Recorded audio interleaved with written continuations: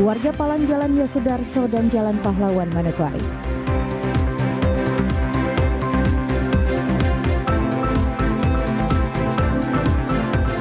Peringatan Hari Ulang Tahun Kabupaten Manokwari ke-124 tahun.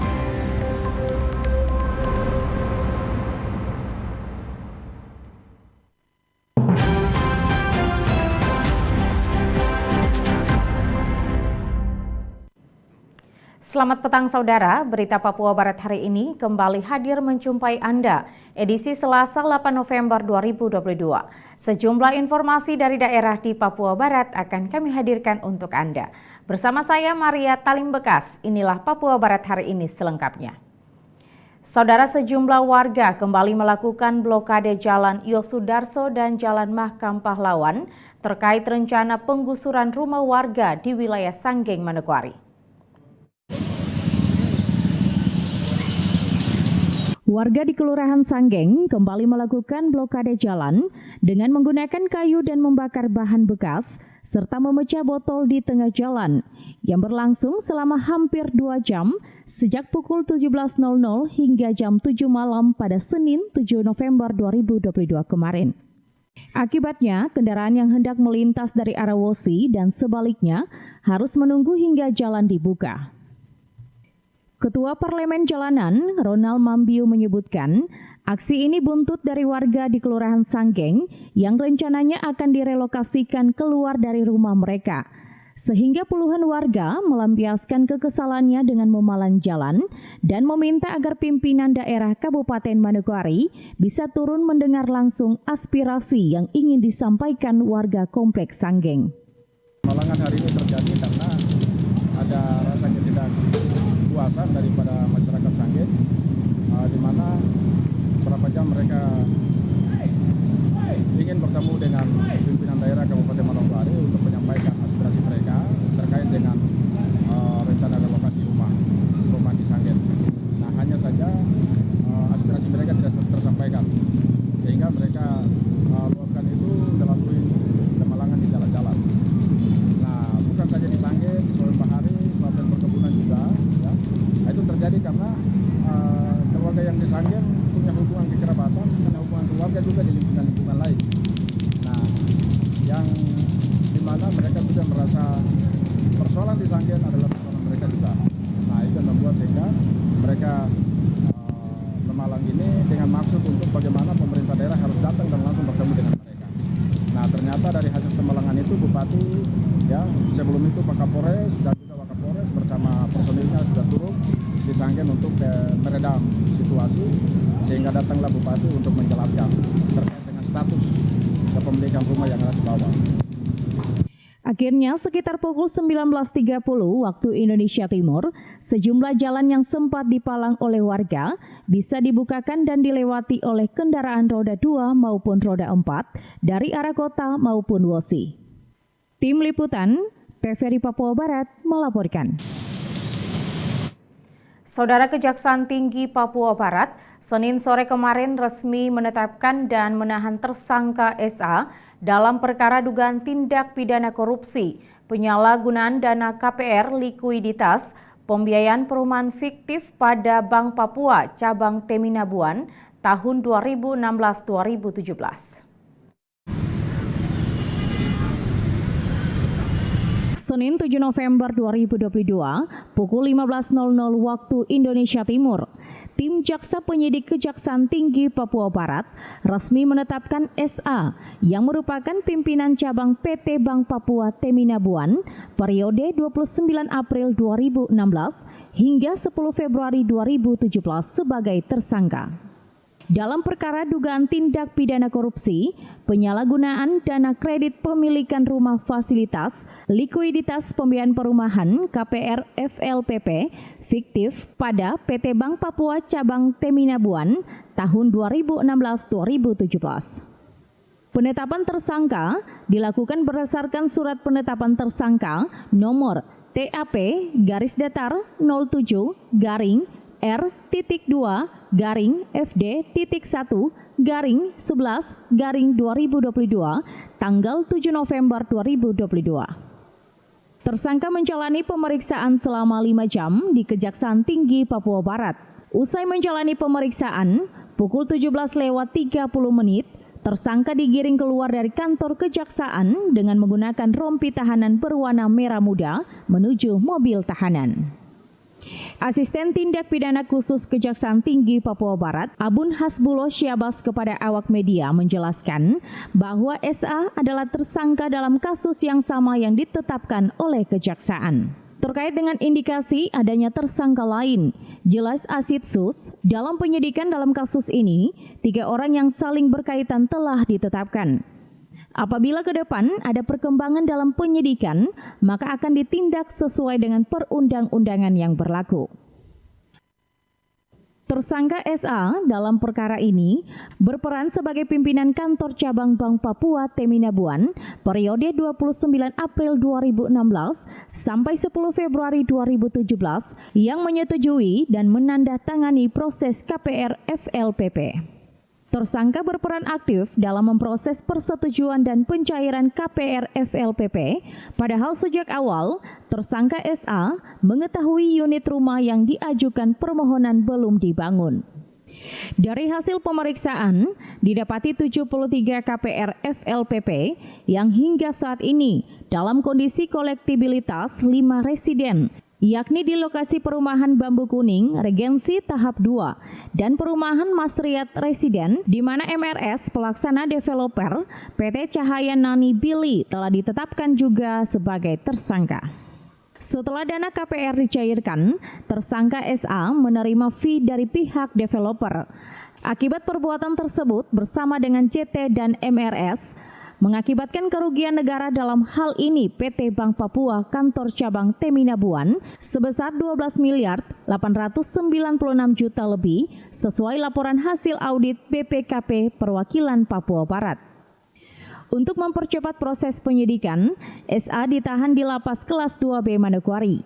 Tersangka pun disangka melanggar pasal 2 ayat 1 Junto pasal 18 Undang-Undang RI nomor 31 tahun 1999 tentang pemberantasan tindak pidana korupsi sebagaimana telah diubah dan ditambah dengan Undang-Undang nomor 20 tahun 2001 tentang perubahan atas Undang-Undang RI nomor 31 tahun 1999 tentang pemberantasan tindak pidana korupsi.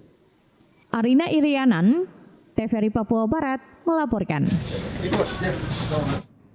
Kita beralih ke informasi lain. Saudara memperingati 124 tahun Kabupaten Manokwari, pemerintah Kabupaten Manokwari gelar upacara bendera di halaman kantor Bupati Sowi Gunung Manokwari. 8 November 2022, hari ini Kabupaten Manokwari berusia 124 tahun. Memperingati hari jadi Kota Manokwari, berlangsung upacara bendera di halaman kantor Bupati yang dihadiri Wakil Bupati, Sekda, pimpinan Forkopimda, anggota DPRD, pimpinan OPD, para kepala suku dan tamu undangan lainnya. Peserta upacara merupakan perwakilan dari ASN, Basarnas, TNI Polri, serta siswa-siswi SMK Negeri Kehutanan Manokwari. Peringatan 124 tahun Kota Manokwari diawali dengan pembacaan sejarah singkat Kabupaten Manokwari. Seluruh peserta upacara yang hadir, tamu undangan, hingga pemimpin upacara menggunakan noken dan mahkota. Sedangkan petugas pengibar bendera yang merupakan alumni IPDN menggunakan baju korpri. Usai upacara bendera, pemerintah Kabupaten Manokwari menyerahkan santunan kepada para kepala suku di Kabupaten Manokwari sebagai mitra pemerintah yang selama ini telah membantu pemerintah dalam menjalankan roda pembangunan. Selain menyerahkan bantuan kepada para kepala suku, bupati dan wakil bupati dan sekretaris daerah menyerahkan piagam penghargaan kepada pimpinan stakeholder yang telah mendukung Pemda Manokwari dalam melakukan kegiatan selama bulan bakti gotong royong. Sebagai lambang dari perayaan ulang tahun, maka di akhir dari seluruh rangkaian upacara peringati Hari Jadi Kota Manokwari, dilakukan pemotongan tumpeng oleh Bupati dan Ketua Tim Penggerak PKK dan menyerahkan kepada Kapolres Manokwari karena telah membantu Pemda dalam menjaga keamanan dan ketertiban Kabupaten Manokwari. Arina Irianan, TVRI Papua Barat, melaporkan. Selain itu, Saudara, di usia 124 tahun, Kabupaten Manokwari sebagai ibu kota Provinsi Papua Barat dan juga kota peradaban di Tanah Papua, diharapkan adanya transformasi pembangunan dan berujung pada kesejahteraan masyarakat. Usia Kabupaten Manokwari telah mencapai 124 tahun. Tentu usia ini bukan lagi usia yang muda, namun usia yang dapat dikatakan tua.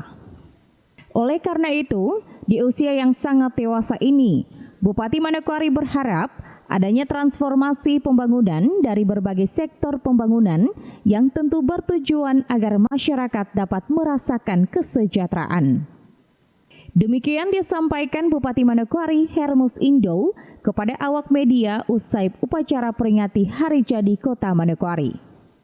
Dan juga ibu kota Provinsi Papua Barat memasuki usia yang ke-124 ini, kita berharap bahwa transformasi pembangunan ya di segala bidang bisa terlaksana di Kabupaten Manokwari dengan baik, di mana ada banyak perubahan-perubahan yang berarti yang kita bisa wujudkan di Kabupaten Manokwari dalam semua sektor, dan diharapkan ada peningkatan dan juga ada pertumbuhan pembangunan dan capaian-capaian hasil-hasil pembangunan yang diharapkan mampu dinikmati oleh seluruh masyarakat di Kabupaten Manokwari dan berdampak kepada kesejahteraan masyarakat. Saat ini, pemerintah Kabupaten Manokwari lebih fokus pada transformasi pembangunan infrastruktur, yakni mengubah wajah Manokwari sebagai ibu kota provinsi untuk tampil beda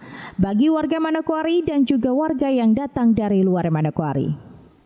Fokus kita hari ini adalah bagaimana transformasi infrastruktur ini bisa kita bangun di Manokwari untuk bagaimana mempoles atau memekap ya wajah ibu kota provinsi ini bisa tampil beda, bisa tampil cantik dan juga bisa menarik ya, baik kita sendiri maupun orang lain. Termasuk kita ketika kota ini jadi bagus, kita makin mencintai kota ini, mencintai kabupaten ini, dan kita lebih memilih untuk ada di kota ini ketimbang ada di kota atau kabupaten lain.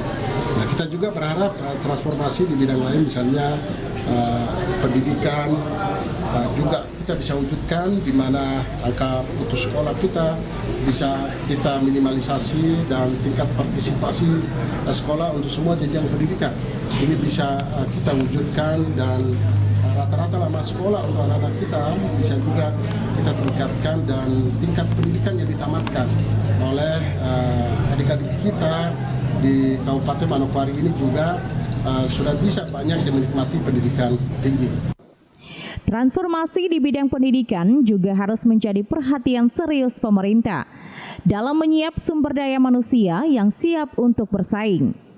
Selain itu, transformasi pembangunan di bidang kesehatan, jelas Bupati Hermus bahwa penyediaan fasilitas kesehatan yang memadai dan didukung oleh kualitas sumber daya manusia kesehatan yang merata di semua unit pelayanan, mulai dari Rumah Sakit Umum Daerah, Rumah Sakit Pratama, Puskesmas hingga Posyandu, sehingga dapat meminimalisir kasus kesehatan di Manokwari.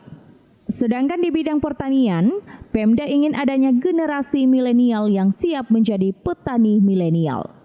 Arina Irianan, TVRI Papua Barat, melaporkan.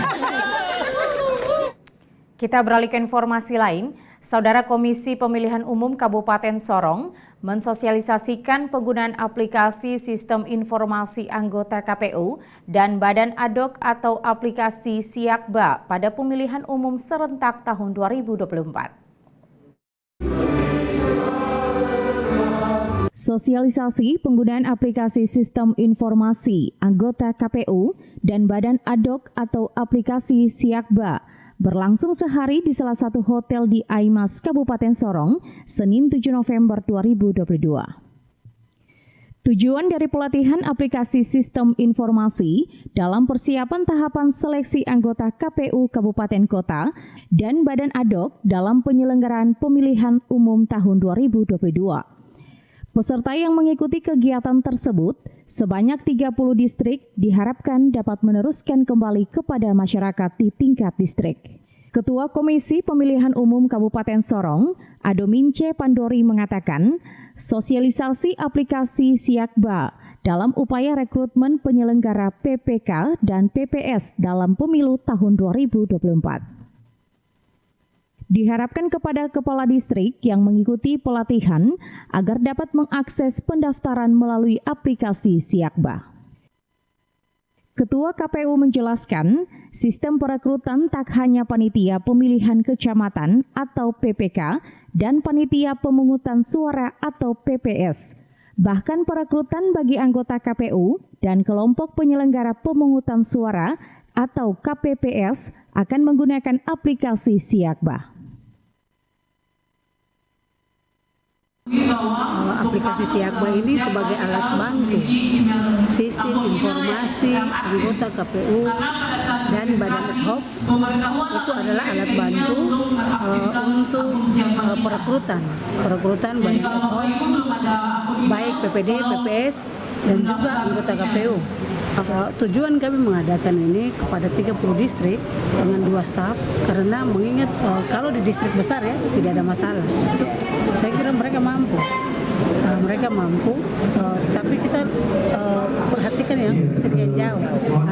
Terkait dengan jaringan internet juga sementara mungkin akan disampaikan kendala-kendala itu ke kami untuk kami teruskan ke Kominfo dan juga tujuannya supaya kepala distrik dan staf yang ada ini memahami dan membantu.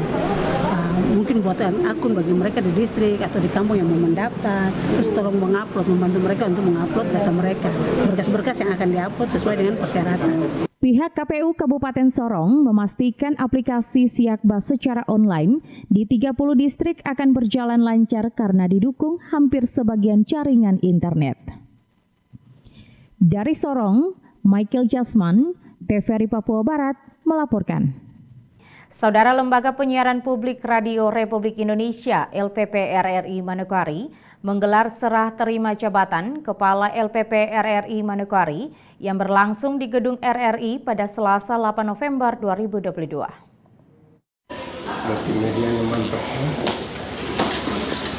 Acara serah terima jabatan Kepala LPP RRI Manokwari dipimpin Direktur Layanan dan Pengembangan Usaha RRI Nasional Yonas Markus dari pejabat lama Abdul Haris Talamati kepada pejabat baru Nandang Supriyadi. Staf Ahli Bidang Pembangunan Provinsi Papua Barat, Niko Untung Tike menyampaikan RRI sebagai media pemersatu bangsa, khususnya bagi kelestarian, kebudayaan, dan pendidikan di tanah Papua. Kiranya mampu menyajikan informasi yang terbaru maupun kejayaan yang mendunia, serta dapat menjalankan fungsi kontrol sosial dalam mengawal Kota Manokwari sebagai koordinator wilayah di Nusantara. Mewakili penjabat Gubernur Papua Barat, Nicholas Untung Tike menyampaikan selamat kepada pejabat lama dan pejabat baru yang akan memimpin RRI Manokwari agar ke depan semakin jaya. Pemersatu bangsa khususnya bagi pelestarian kebudayaan di tanah Papua khususnya di Papua Barat, menyajikan informasi yang terbaru, kepercayaan mendunia dan pendidikan, serta menjalankan fungsi kontrol sosial dalam mengawal Manokwari sebagai koordinator wilayah Nusantara II, Papua Barat. Saya selaku Gubernur Papua Barat menyampaikan selamat jalan kepada pejabat lama dan selamat datang kepada pejabat baru yang akan memimpin RRI Manokwari. Semoga Bapak berdua selalu diberikan kesehatan dan pandangan untuk memajukan daerah yang Bapak pimpin di mana saja berada. Direktur Layanan dan Pengembangan Usaha RRI Nasional, Yonas Markus Tuhuleru mengatakan, serah terima jabatan adalah hal yang biasa dalam mengembangkan manajemen yang terbuka, manajemen yang mampu menyerap aspirasi. Sekaligus merupakan penyegaran bagi pejabat yang ada di setiap daerah, guna memulai sebuah kompetisi baru dan mendapatkan kompetensi bagi diri pribadinya dalam mengembangkan organisasi yang lebih kuat dan lebih sehat.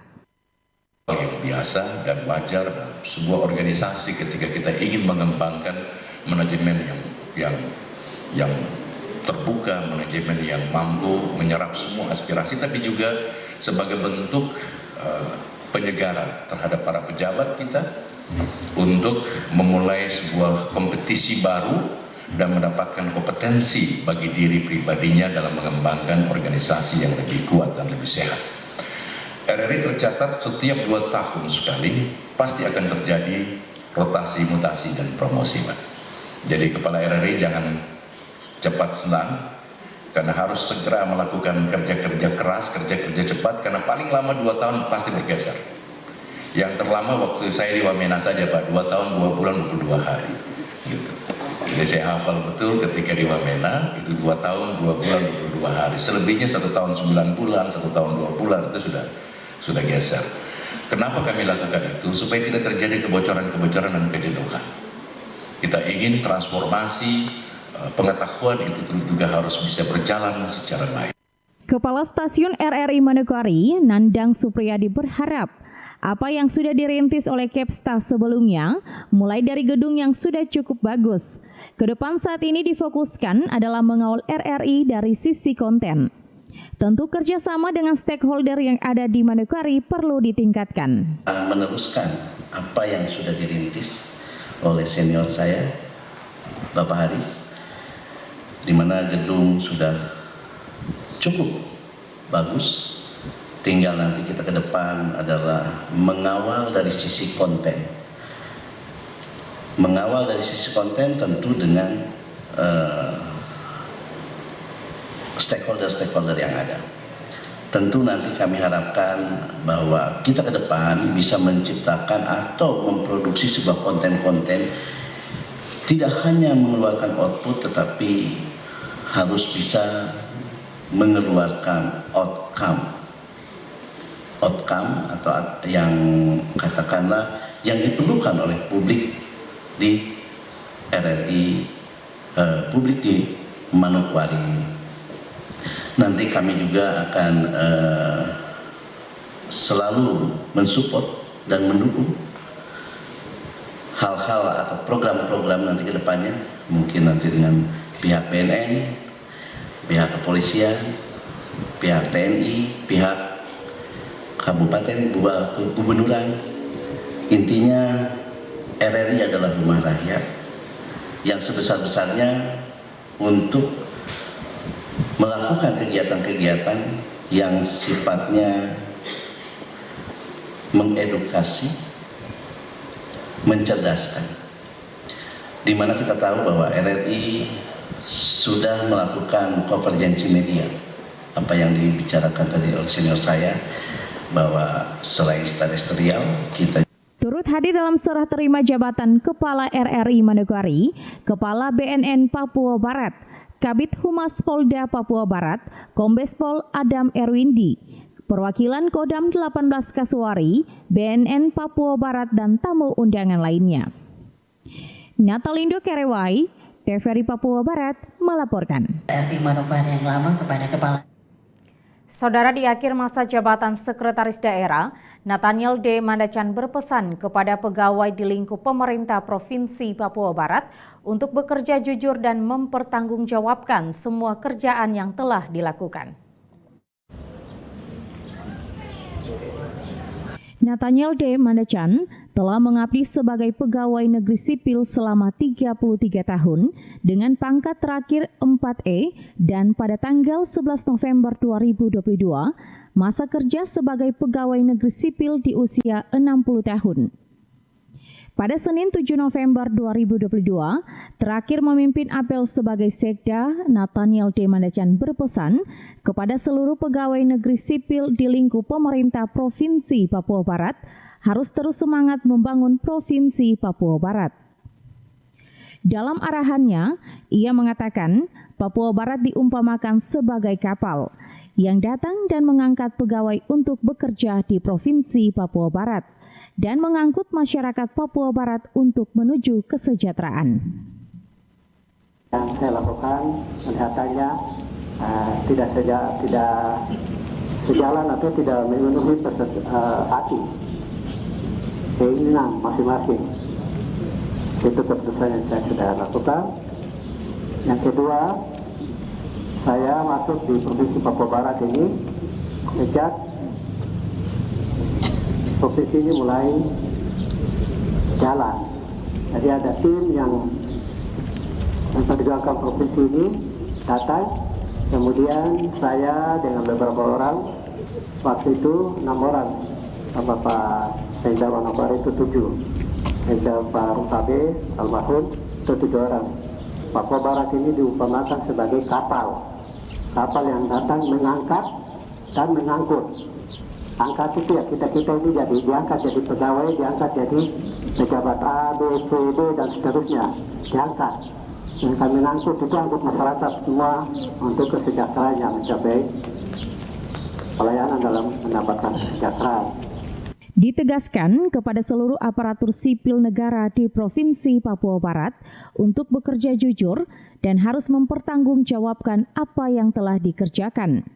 Karena perkembangan terus terjadi dan aturan terus ditegakkan, sehingga kita kerjakan sesuai dengan anggaran yang ada. Kesan saya pertama, saudara bekerja dengan jujur. Tahun 70-an, tahun 80 semua beda dengan tahun sekarang. Di 2000-an ke atas ini. Ini kan dulu kita kerja tidak terlalu diperiksa, ketat-ketat itu nggak ada. Sekarang ini tidak. Kalau salah sedikit, ya kalau tidak dijawab, dipertanggungjawabkan secara baik, benar, meyakinkan, maka akan dibawa ke ranah yang berikutnya. Jadi kepada seluruh pegawai negeri sipil untuk bekerja jujur, pertanggungjawabkan semua yang dilakukan, jangan sampai merasa waduh sedikit ini kecil jadi minta besar. Misalnya dalam anggaran pengalokasian anggaran ke satu OPD atau satu dinas atau biro mungkin tidak sesuai dengan kenyataan, tapi terimalah yang dikasih itu dan laksanakan sesuai dengan kemampuan anggaran yang ada. Kalau tidak ada anggaran, tidak usah paksa, dilapor kepada pimpinan. Maka ini tapi kita tidak punya anggaran untuk melaksanakan. Anggaran yang ada ini memang sudah diplotkan sesuai dengan aplikasi sistem yang ada. Kalau misalnya disuruh kerjakan, ya dicatat untuk bisa dalam program atau ya program berikut, perubahan atau induk tahun berikutnya bisa diinput lagi untuk masuk. Nathaniel D. Mandacan juga berharap siapa yang akan dilantik menjadi Sekda harus sesuai dengan program kerja Gubernur dan Wakil Gubernur Papua Barat periode 2024 mendatang. Hal ini harus dilaksanakan agar terwujudnya program pembangunan di Provinsi Papua Barat. Jimmy Tabisu, TVRI Papua Barat, melaporkan. Jadi kalau kena cahaya kilat ya. Sementara itu, Saudara, Nathaniel D. Mandacan berharap sosok yang akan dilantik menjadi Sekda Papua Barat harus menjadi pemimpin yang komitmen dengan apa yang akan dilakukan untuk membangun Papua Barat. Pesan tersebut disampaikan Nathaniel D. Mandacan kepada siapa yang akan dilantik menjadi Sekda berikutnya agar selalu menciptakan suasana kerja yang baik di lingkungan pemerintah Provinsi Papua Barat dengan merangkul semua aparatur sipil negara untuk melaksanakan program-program pemerintah di Papua Barat. Nathaniel D. Mandachan mengatakan, ketika kita bekerja sebagai pegawai negeri sipil, sehingga semua pekerjaan yang diberikan harus bisa dilakukan dengan penuh tanggung jawab dan harus komitmen dengan apa yang dilaksanakan untuk membangun Papua Barat. Dalam arti Bapak ini menjalaninya yang lumayan berat Bapak. Lumayan? Berat. Loh, berarti berat juga lagi. Lebih berat Bapak dari ini. Kalau saya sendiri sebenarnya bekerja sebagai pegawai negeri itu didasari dulu tadi kenapa mau jadi pegawai. Kan ini pilihan untuk mati, maka semua yang ada di depan itu harus menyesuaikan untuk menerima, laksanakan. Jadi bagi saya sebenarnya tidak ada yang berat karena bukan saya yang kerja, staf yang ada di belakang yang bagaimana saya menunjukkan sifat perilaku, mengatakan yang A itu A, B itu B, sehingga yang ada membantu saya ini bisa bekerja. Tapi kalau saya bilang A tetapi dalam pelaksanaannya C misalnya gitu kan bisa dinilai oleh staf bilang Bapak bilang begini tapi ternyata begini. Komitmennya Bapak. Jadi ya apa yang kita katakan harus wajib untuk kita lakukan dan wujudkan. Saya punya moto itu dari kabupaten dulu saya punya moto itu yang biasa tahu kawal saya itu kayak Ibu Warti, Ibu Suwati. Nathaniel D. Mandachan berharap sekda yang akan dilantik selanjutnya harus bekerja sama dengan gubernur dan wakil gubernur Papua Barat, khususnya setiap keputusan yang diambil harus sejalan, karena putusan terakhir ada di gubernur dan wakil gubernur. Kita belum tahu ya siapa yang nanti ikut proses untuk jadi sekda. Jadi harapan saya pertama tadi keputusan dan hal yang dilakukan sekda harus sejalan sesuai atau jangan kiri kanan antara pejabat politik, gubernur dengan sekda sebagai pimpinan birokrasi pemerintah daerah. Itu jangan satu ke kiri, satu ke kanan, harus sama-sama. Ya, putusan terakhir ada di gubernur bilang A, siap laksanakan supaya tidak staf di bawah ini menjadi korban. Sekda bilang begini, tapi petunjuk gubernurnya seperti ini. Akhirnya mereka yang nanti mengalami kesulitan dalam mewujudkan pekerjaannya. Ya, karena visi misi sekda itu harus mendukung visi misi kepala daerah. Ya. Jadi sekda yang berikut agar memahami hal itu. Diharapkan sekda berikut harus sejalan sesuai aturan supaya staf di bawah tidak menjadi korban visi dan misi sekda, harus mendukung kepala daerah agar pemerintah dapat berjalan dengan baik dan masyarakat di Papua Barat dapat melihat program-program pembangunan di Papua Barat. Jimmy Tabisu, TVRI Papua Barat melaporkan.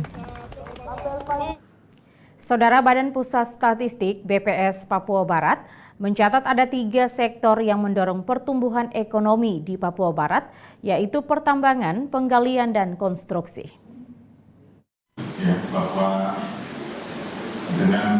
Secara kumulatif, ekonomi Papua Barat mengalami pertumbuhan sebesar 2,83% hingga triwulan 3 tahun 2022 dibandingkan periode yang sama pada tahun 2021.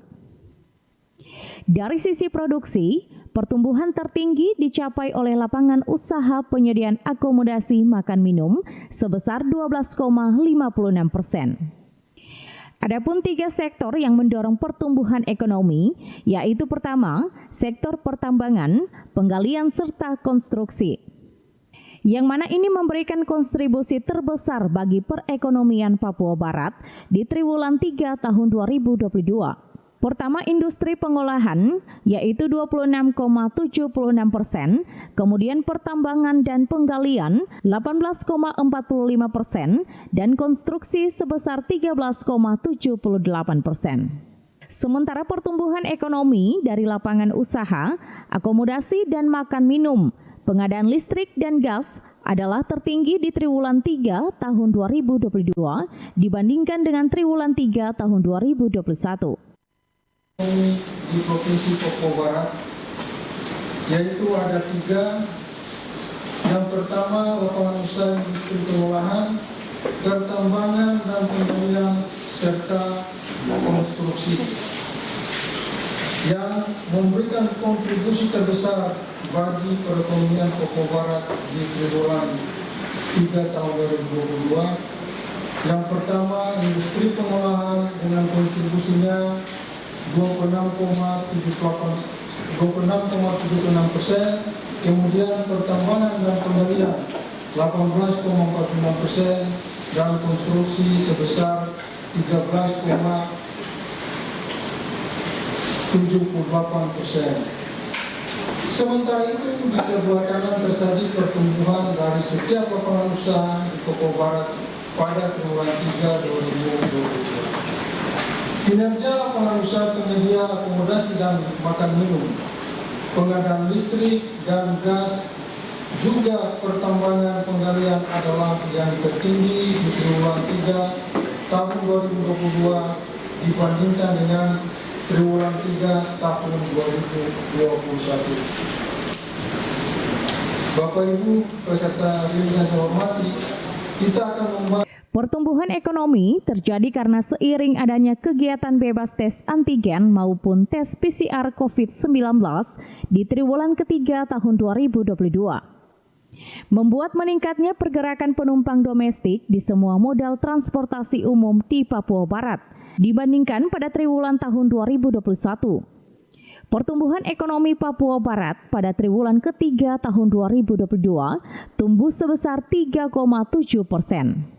Pertumbuhan 6,23% di triwulan 3 tahun 2022 dibandingkan dengan triwulan 3 tahun 2021.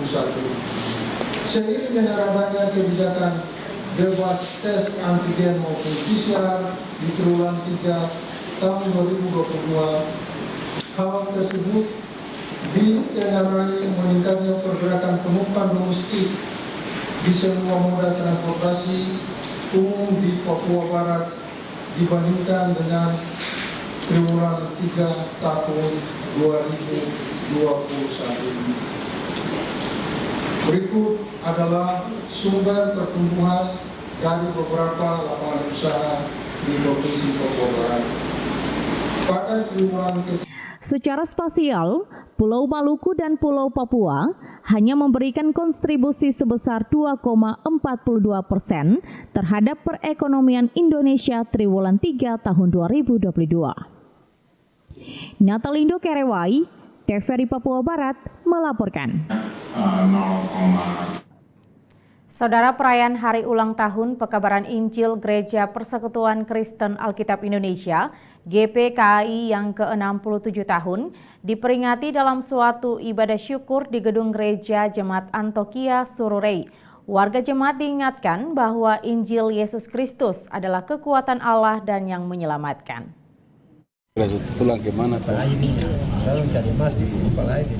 Ibadah syukur peringatan masuknya Injil di distrik Sururei, Kabupaten Pegunungan Arfak yang ke-67 tahun, dipimpin oleh Pendeta Filipus Manggaprau.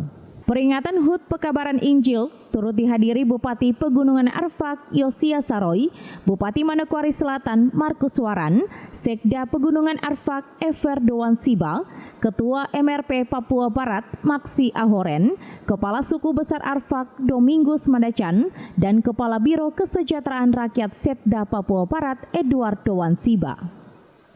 Dalam pesannya, pelayan firman Pendeta Filipus Manggaprau menyampaikan bahwa Injil yang adalah kekuatan Allah diberitakan ke seluruh bumi bagi semua umat manusia yang membutuhkan keselamatan. Oleh sebab itu, Allah turut bekerja dalam segala sesuatu untuk mendatangkan kebaikan bagi manusia yang mengasihinya. Itu adalah kekuatan Allah, Injil itu yang menyelamatkan, Injil itu untuk semua orang. Tidak membedakan suku, tidak membedakan kulit dan lain sebagainya. Nah, oleh sebab itu, Rasul Paulus mempunyai keyakinan yang kokoh untuk membawa Injil kepada mereka yang ada di Roma yang membutuhkan keselamatan. Walaupun ada tantangan, tetapi dia mempunyai keyakinan yang kokoh, yang kuat untuk harus pergi ke sana.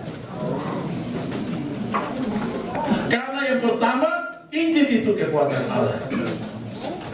Bapak Ibu sekalian, kita dengan masuknya Injil di Pegunungan Arfak pada 67 tahun silam, Bupati Pegunungan Arfak Yosia Saroy menekankan kepada seluruh warga suku besar Arfak agar hidup sesuai dengan Injil Yesus Kristus, dengan tidak lagi melakukan aksi yang menghambat pembangunan seperti pemalangan jalan maupun kantor-kantor pemerintah.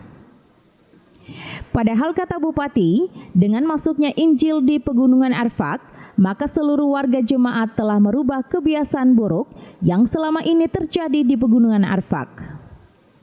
Sebab Bupati menilai kalau selama ini kehidupan warga jemaat seakan-akan hidupnya tidak menerima Injil. Jadi kalau ada yang hidup memalang jalan, bakar-bakar kantor pemerintah, itu berarti dia bukan anak Injil, anak Tuhan.